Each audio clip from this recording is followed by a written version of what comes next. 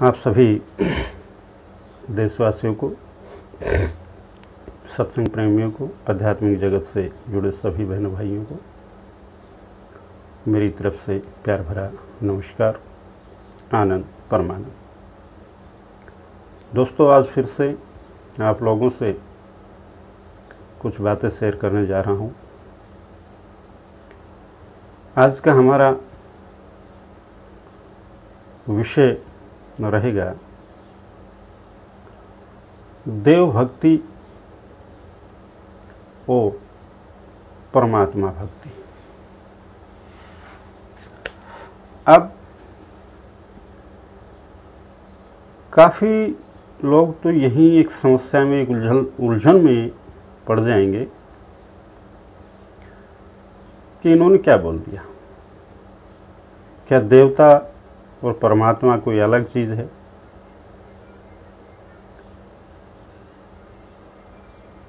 तो इसके बारे में मैं आपको कहना चाहूँगा, अगर किसी मेरे भाई को, प्रेमी को, किसी भी जीव को ये संशय अगर होता है तो उसको बताना चाहूँगा कि देव भक्ति और परमात्मा भक्ति में उतना ही अंतर है जितना कि दिन और रात में होता है। किसी भी देवी देवता की पूजा पाठ करना, साधना करना, वो एक अलग चीज़ है, और परम तत्व की, परमात्मा की भक्ति करना एक अलग चीज़ है। आज के इस युग में ज़्यादा नहीं तो 90% लोग देव भक्ति से ज़्यादा जुड़े हुए हैं, और इसका एक विशेष कारण है। हमने देखा है कि आज के समय में सबसे पहली बात तो ये है कि कोई भी इंसान संतुष्ट नहीं है, चाहे वो अमीर है, गरीब है, कोई भी है, कोई बड़ा बिजनेसमैन है या छोटा कोई काम धंधा करने वाला है, लेकिन संतुष्ट कोई नहीं है। हर किसी के घर में, परिवार में कोई ना कोई समस्या चलती ही रहती है, और उन ज़्यादातर समस्याओं का कारण कुछ और होता है, लेकिन इंसान उन समस्याओं को लेकर फंस कहीं और जाता है। जब भी परिवार में या परिवार के किसी भी सदस्य में कोई भी समस्या होती है, किसी भी जीव के किस जिंदगी के अंदर कोई भी दिक्कत किसी प्रकार की वो महसूस करता है, तो ज़्यादातर वो इंसान किसी भी देवी या देवता को मानने वाले भगत के पास जाएगा या किसी धाम पर जाएगा। और वहाँ जाने पर क्या होता है कि जब वो उसके पास जाता है, उस समय भले ही उसके घर में, उसके परिवार में कोई संकट है या नहीं है, लेकिन जब वो किसी भक्त की शरण में चला जाता है, किसी भक्त के पास में चला जाता है, तो वहाँ जाने के बाद में 100% उसके परिवार में भूतों का प्रवेश हो जाता है, उससे पहले हो या ना हो। क्योंकि आजकल के जो भगत हैं उनका सिस्टम ही कुछ ऐसा है। आजकल भक्ति कम और दुकानदारी ज़्यादा है। सच्चाई कोई भी किसी के सामने नहीं रखता, और रखे भी कैसे, क्योंकि ज़्यादातर ऐसे हैं कि उनको खुद का ही पता नहीं है, तो वो जाने वाले को क्या बताएंगे। जब जीव उनके पास में विपत्तियों से घिर के, संकटों से घिर के, समय की चोट से प्रभावित होकर जाता है, परेशान होकर के जीव जाता है, और उनके पास में जाने के बाद में परेशानियां घटने के बजाय और बढ़ जाती हैं। 50% ऐसे भगत हैं जो कैश ऑन पेमेंट में काम करते हैं। आपके घर में ये दिक्कत है, आपके घर में फलानी दिक्कत है, आपके घर में तो आपके भाई की औरत ने करवा रखा है, आपके भाई ने करवा रखा है, फलाने ने करवा रखा है। यानी जो दिक्कत थी वो तो थी, पारिवारिक दुश्मनी और बढ़ गई। परिवार के अंदर एक नया संकट खड़ा हो गया, भाई भाई का बैर हो गया, माँ बाप का बैर हो गया। यानी जो परिवार एक संगठन से रहता था उसका भी संधि विच्छेद कर दिया, उसको भी अलग अलग कर दिया। उसके बाद में डिमांड होती है कि आपके घर में ये दिक्कत है और इनका मैं इलाज कर दूंगा, इतने पैसे लगेंगे। कैश ऑन पेमेंट फिक्स होता है। अगर आप ऐसे के सब पास में नहीं गए हैं तो दूसरी क्वालिटी है, जो बड़े बड़े मंदिर बनाए बैठे हैं, नाम मैं किसी का नहीं लेना चाहूँगा, कोई किसी की पूजा करता है, कोई किसी की पूजा करता है। उनका सिस्टम क्या होता है, आप बताने को वही बातें हैं, आपको ये दिक्कत है, आपको फलाने ने करवा रखा है, देखड़े ने करवा रखा है, इलाज हो जाएगा। आपको 11 फेरी यहाँ धाम के ऊपर लगानी पड़ेंगी, मंदिर के ऊपर लगानी पड़ेंगी, आपका सब ठीक हो जाएगा। वो 11 फेरियां लगाएगा। 11 फेरियों में नॉर्मली आज घर से अगर 1 या 2 सदस्य निकलते हैं कहीं जाने के लिए और वापसी आते हैं तो 500 रुपये ख़त्म हो जाते हैं, महंगाई इतनी।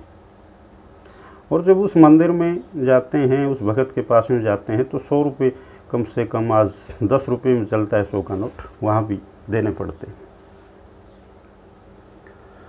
जब 11 बार वो चक्कर काट लेता है, उसके बाद में भगत जी आराम तो नहीं हुआ। फिर 2 मिनट भगत बैठता है मौन होके, अरे भाई आराम कैसे होगा, तुमने तो बाबा का नियम तोड़ दिया। वो कहता जी नहीं, हमने कोई नियम नहीं तोड़ा। बिल्कुल तोड़ दिया, कैसे नहीं तोड़ा, आपने शराब पी है। बाबा हमारे घर में कोई शराब पीने वाला है ही नहीं। तो भाई कोई शराब पी के तुम्हारे घर में आया होगा, अब दोबारा से 11 फेरी फिर लगानी पड़ेगी। वो फिर 11 फेरी लगाता। इस प्रकार करते करते कभी उसके जागरण रख देगा, कभी कुछ कर देगा, कभी कुछ कर देगा। वो परेशान तो था ही, उसको आर्थिक दृष्टि से और कमज़ोर बना दिया जाएगा, काम धंधे से विचलित हो जाएगा, काम धंधे में मन नहीं लगेगा, उसी तरफ घूमता रहेगा। इस प्रकार का देवभक्ति का सिस्टम है। मैं गलत नहीं कहता किसी को, जो कोई कर रहा है करता रहे, मुझे कोई आपत्ति नहीं है। लेकिन मेरा कहने का मतलब यह है कि ये दोनों बातें अलग अलग हैं। दूसरी है सत्य भक्ति, सत्य मार्ग यानी परमात्मा का मार्ग, मार्ग परम तत्व का मार्ग, जो कि इस जीव का, इंसान का उद्धार करने का मार्ग है। इन सभी आपत्तियों से, विडंबनाओं से, संकटों से, इस बार बार के आने से, जाने से, जीने से, मरने से, सभी चीज़ों का निपटारा जहाँ होता है उसे हम कहते हैं परमात्मा की भक्ति, परम तत्व की भक्ति। वो एक सत्य का मार्ग है। जिस देवी और देवता को हम मानते हैं वो भी उसी के अंश हैं, वो भी उस परमात्मा की देन है। हम किसी भी देवी को, देवता को, उसकी पूजा पाठ करके, हवन यज्ञ करके, उसको खुश करके अपने इस जिंदगी की, इस मर्त लोक में जहाँ हम इस बॉडी के अंदर, इस शरीर के अंदर बैठे हैं, यहाँ के संकटों को कम तो हम कर सकते हैं, लेकिन इस आत्मा का निदान करने की पावर उस देवी या देवता में नहीं। अगर इस आत्मा का भला चाहता है कोई भी जीव, इस आत्मा का निपटारा चाहता है।